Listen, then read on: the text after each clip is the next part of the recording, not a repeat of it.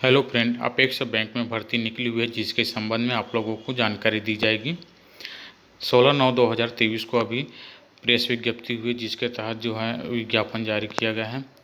इसके अंतर्गत कनिष्ठ प्रबंधक और कनिष्ठ सब प्रबंधक संवर्ग के अंतर्गत वैकेंसी निकाली गई है।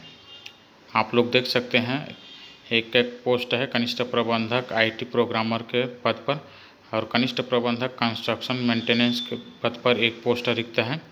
इसी प्रकार कृषि विशेषज्ञ के एक पोस्ट रिक्त है और आईटी विशेषज्ञ के एक पोस्ट रिक्त है।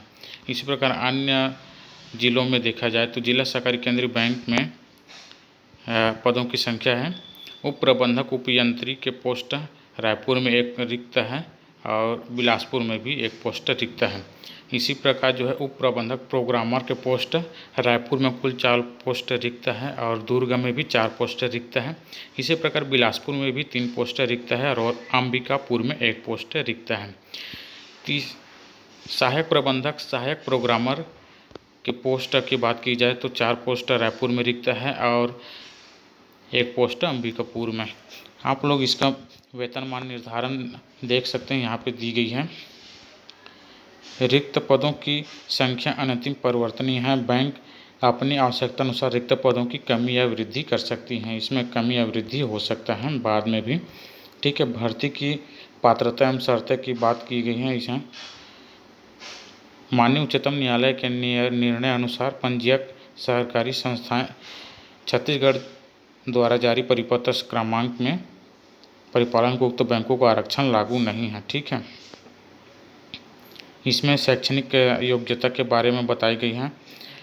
कनिष्ठ प्रबंधक या आईटी प्रोग्रामर के पोस्ट के लिए जो है किसी मान्यता प्राप्त विश्वविद्यालय से प्रथम श्रेणी में MCA, BE, BTech या computer application, computer science, information technology या इलेक्ट्रॉनिक्स एवं कम्युनिकेशन के संबंध में जानकारी होना आवश्यक है। ठीक है, अगला दिया गया है कनिष्ठ प्रबंधक कंस्ट्रक्शन या मेंटेनेंस के लिए किसी मान्यता प्राप्त विश्वविद्यालय से सिविल इंजीनियरिंग में प्रथम श्रेणी में स्नातक या द्वितीय श्रेणी में स्नातकोत्तर होना आवश्यक है। ठीक है, कनिष्ठ प्रबंधक संवर्ग कृषि विशेषज्ञ के लिए जो है किसी मान्यता प्राप्त विश्वविद्यालय से एग्रीकल्चर में प्रथम श्रेणी में स्नातकोत्तर होना आवश्यक है।